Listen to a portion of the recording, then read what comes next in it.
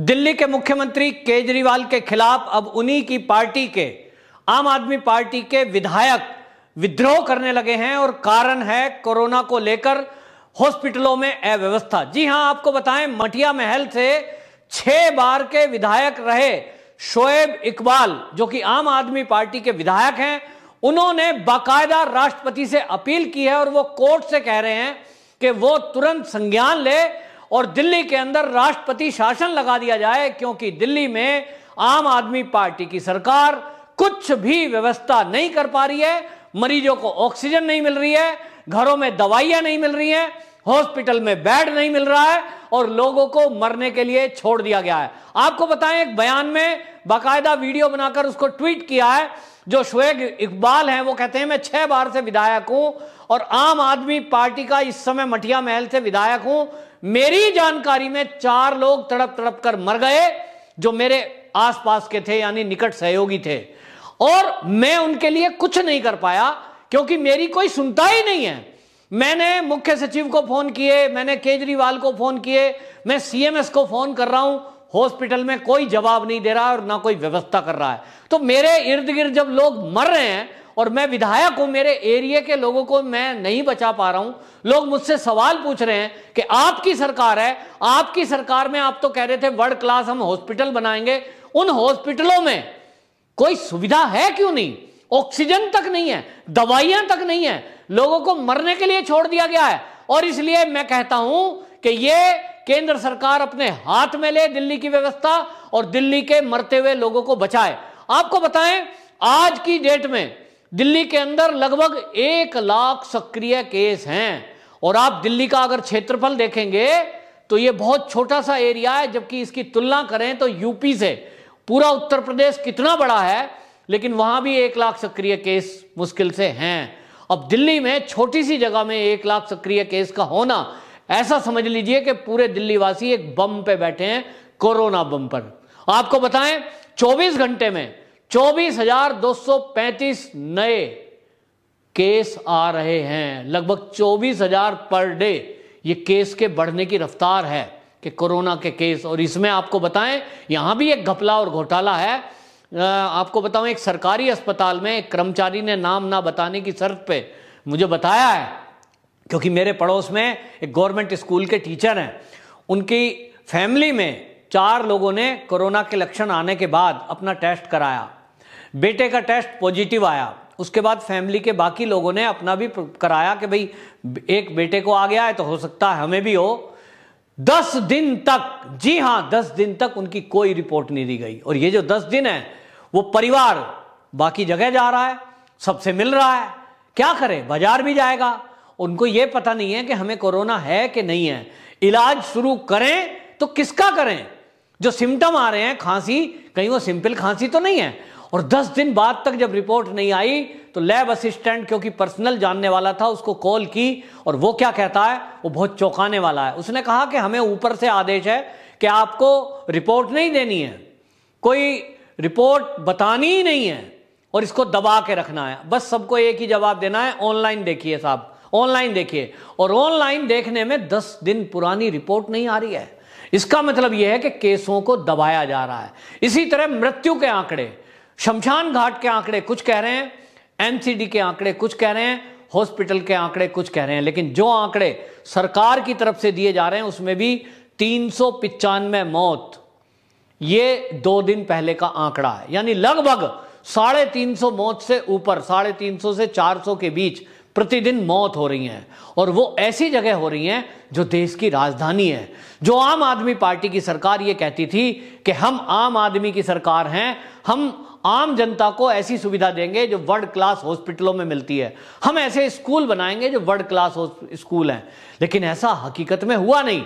आज ये आम आदमी पार्टी के विधायक जो विद्रोह जिन्होंने किया है खुलकर, आप देखिए। इसके अलावा कांग्रेस प्रदेश कमेटी, जो दिल्ली प्रदेश कमेटी है, उसने भी राष्ट्रपति जी को एक पत्र लिखा है और उसने भी आरोप लगाया है कि केजरीवाल जी जहां टीवी में करोड़ों रुपए के ऐड दे रहे हैं और उनको हर न्यूज चैनल बार बार दिखा रहा है जिसकी कोई जरूरत नहीं है, करोड़ों रुपए ऐड पर बहा दिए जा रहे हैं, वहीं लोगों की सुविधा के लिए ना तो हॉस्पिटल में बेड है, ना ऑक्सीजन है और ना कोई उनके लिए घर में जो बैठे हैं होम आइसोलेशन पर जो लोग हैं उनको पहले कहा गया था कि आपको घर बैठे सुविधा मिलेगी, उनको कोई सुविधा नहीं मिल रही, जिसके कारण मृत्यु दर बढ़ रही है।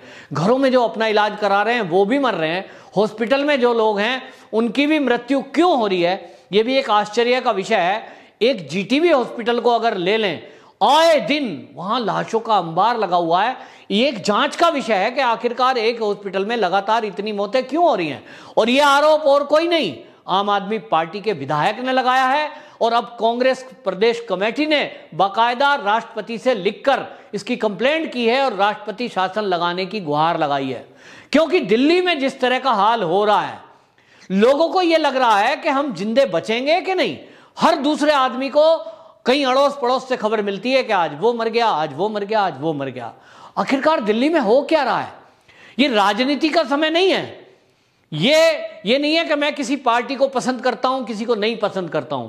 ये हकीकत है जो दिल्ली के अंदर हो रहा है। दिल्ली में लॉकडाउन लगा हुआ है, दुकानें बंद हैं, लॉकडाउन का आदेश मुख्यमंत्री जी ने कर दिया, लेकिन क्या पब्लिक का क्या? आप देखिए गलियों के अंदर, मोहल्ले के अंदर सब लोग आजादी से घूम रहे हैं, सब लोग ऐसे ही बिना मास्क के भी घूम रहे हैं, कोई उनको चेक करने वाला नहीं है। केवल ये जो सिविल डिफेंस के लोग हैं ये चौराहे पे जरूर गाड़ियों में अंदर नजर मार रहे हैं और उनकी फोटो क्लिक करके उनका चालान काट रहे हैं।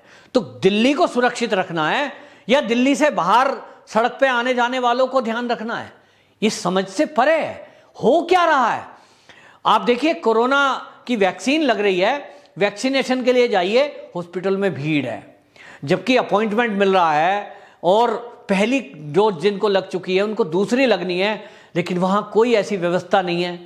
घिचपिच हो रही है, हॉस्पिटलों में भीड़ है। क्या होगा इस दिल्ली का? और ये बहुत चिंता की बात है। इस चिंता में आज दिल्ली के लोग कुछ तो ऐसे हैं जो मानसिक रूप से थोड़े से कमजोर हैं, किसी टेंशन में रहते हैं, डिप्रेशन में रहते हैं, उनको रातों को नींद नहीं आ रही है, वो लोग सो नहीं पा रहे हैं ठीक से। उनको लग रहा है कि इतनी मौतें दिल्ली में हो रही हैं, कहीं अगला नंबर हमारा तो नहीं है, हम तो नहीं मर जाएंगे। ये हालत आज हो गई है कि दिल्ली में आदमी डरे हुए हैं। सरकार इस तरह की बयानबाजी अगर करेगी टीवी पर आकर कि आज 2 घंटे की ऑक्सीजन बची है, हमारे तो कुछ भी हाथ में नहीं है, केंद्र सरकार हमें ऑक्सीजन नहीं दे रही है, लड़ाई लड़ रहे हैं, हाई कोर्ट फटकार लगा रही है। और हाई कोर्ट में जब खुलासे हो रहे हैं तो हाई कोर्ट में खुलासा हो रहा है कि केंद्र तो देने को तैयार है, आपके पास लाने के लिए टैंकर नहीं है। मतलब दिल्ली की सरकार की झूठ की हद देखिए कि वो कोर्ट में भी झूठ बोल रहा है केंद्र हमको दे नहीं रहा हमारे कोटे की।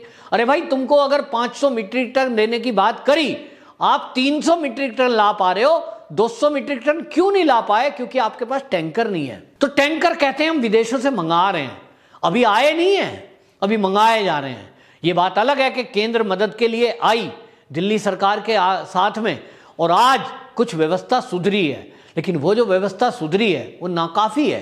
क्योंकि दिल्ली में जो एक्टिव केस बढ़े हुए हैं, आए दिन जो केस आ रहे हैं वो हर दिन 25,000 के लगभग केस आ रहे हैं।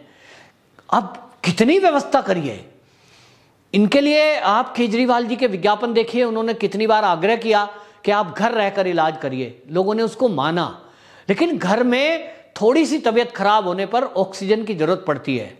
कोई व्यवस्था ऐसी की कि घर में बैठे हुए लोगों को ऑक्सीजन मिले? नहीं हुई। उधर आप देखिए पड़ोस में यूपी है, मेरा घर उत्तर प्रदेश में है, यूपी में भी व्यवस्था खराब हुई, लोगों को ऑक्सीजन की कमी हुई। योगी जी कोरोना पॉजिटिव थे, आइसोलेशन में थे, लेकिन वहीं से निगरानी कर रहे थे। समझ में आया क्या करना चाहिए, तो प्राइवेट लोग जो सप्लाई कर रहे थे, ऐसा देखने में आया कि एक गैस का सिलेंडर 40-40 हजार में बिक रहा है, ब्लैक मार्केटिंग हो रही है। तो समझ में आया कि ये सारी व्यवस्था सरकार अपने हाथ में ले, और इसलिए सारे डीएम को आदेश कर दिए गए कि जितने भी डीएम हैं ये सुनिश्चित करें कि घर में बैठे लोग और हॉस्पिटल में बैठे लोग जो इलाज करा रहे हैं उनको ऑक्सीजन की किसी भी तरह कमी ना हो। और उसके लिए क्या किया, जितने भी प्राइवेट सप्लायर हैं सबको मना कर दिया कि आप जितनी भी सप्लाई करेंगे वो हमारी निगरानी में होगी। और आदमियों की, सरकारी आदमियों की ड्यूटी लगा दी, एसडीएम की ड्यूटी लगाई, लेखपाल की ड्यूटी लगाई। और मैं गाजियाबाद को देख रहा हूं कि लेखपाल के फोन नंबर अखबार तक में प्रकाशित कर दिए गए, जिनको ऑक्सीजन चाहिए इनसे कांटेक्ट करिए और ये एक जगह बैठकर वो बता दिया गया, गैस एजेंसी का नाम गाजियाबाद में, आप जाइए और आपका रिफिल हो जाएगा, आपको सिलेंडर मिल जाएगा। व्यवस्था बन गई। हर जिले में डीएम और एसडीएम और लेखपालों की मदद से ये ऑक्सीजन मिलना शुरू हो गया। 2 दिन के अंदर व्यवस्था नॉर्मल हो गई। अब कोई उत्तर प्रदेश में ऑक्सीजन के लिए नहीं भटक रहा है। लेकिन दिल्ली देश की राजधानी है और जहां के मुख्यमंत्री 150 करोड़ ऐड में खर्च कर देते हैं, वो बुरी बात नहीं है, चलो आपने किए सो किए। हर सरकारें अपना ऐड करती हैं, लेकिन आप व्यवस्था तो करते, आप कोई सरकारी तंत्र तो एक्टिव करते।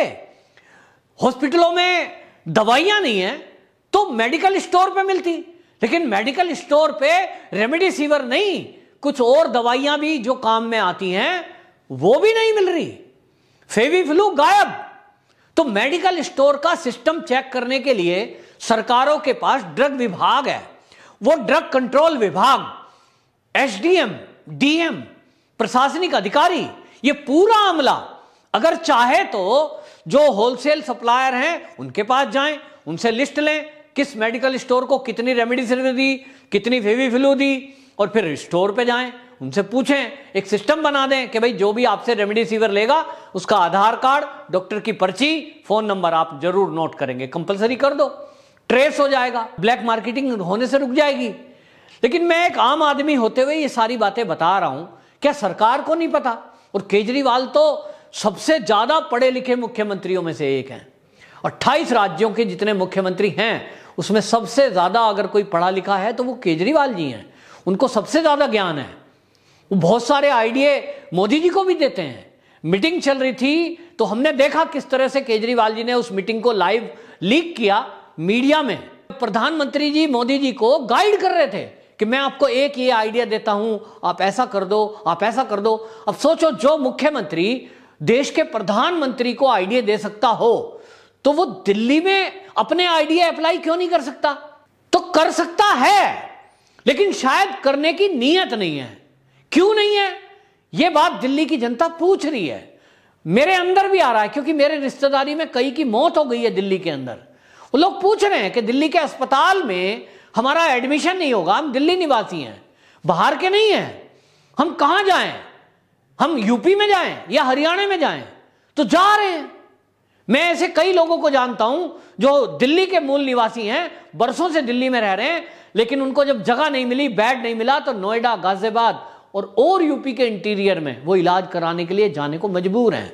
तो केजरीवाल जी अगर ध्यान नहीं देंगे तो राष्ट्रपति शासन के अलावा और क्या चाह रहा है? और अब तो उन्हीं के खुद के विधायक उन पर सवाल उठा रहे हैं। तो अब दिल्ली की जनता ये तय करे कि करना क्या है।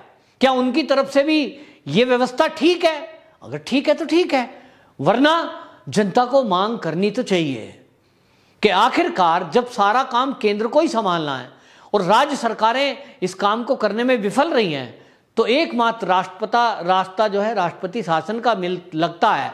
कम से कम खुलकर ये तो होगा कि कोई मंत्री नहीं है, कोई इंटरफेयर करने वाला एमएलए नहीं है, कोई सिफारिश से बेड बुक करने वाला कोई अधिकारी तो नहीं है। आज की डेट में तो आप चले जाओ, बहुत सारे लोग मुझसे शिकायत करते हैं कि भाई आपकी जान पहचान में बहुत पत्रकार हैं, आपकी जान पहचान बहुत नेताओं से है। भाई आपको बता रहे हैं कि हम गए थे कोविड सेंटर पर, वहां तो सिफारिश से भर्ती हो रही है, हमारे पेशेंट को भर्ती ही नहीं करा। कह रहे साहब आपका तो ऑक्सीजन लेवल जो है 85 है, आपको ऑक्सीजन बेड नहीं, आपको वेंटिलेटर चाहिए, और जब वेंटिलेटर नहीं है तो भैया यहीं भर्ती कर लो। नहीं करा। कह रहे हैं कोई सिफारिश जिनकी लग रही है, कोई अफसर से जान पहचान है, कोई केजरीवाल से जान पहचान है, कोई एमएलए से जान पहचान है, तो हो जा रहा है। लेकिन मुझे समझ नहीं आ रहा कि जो विधायक हैं आम आदमी पार्टी के, शोएब इकबाल, वो तो कह रहे हैं कि मैं 6 बार का विधायक हूं, मेरी ही नहीं सुन रहे। तो आखिरकार चल किसकी रही है? क्या कोविड सेंटरों के बेड भी पैसे लेकर दिए जा रहे हैं? अब ये मैं नहीं कह रहा हूं, लेकिन लोगों का सवाल है और इसकी जांच होनी चाहिए। वंदे मातरम।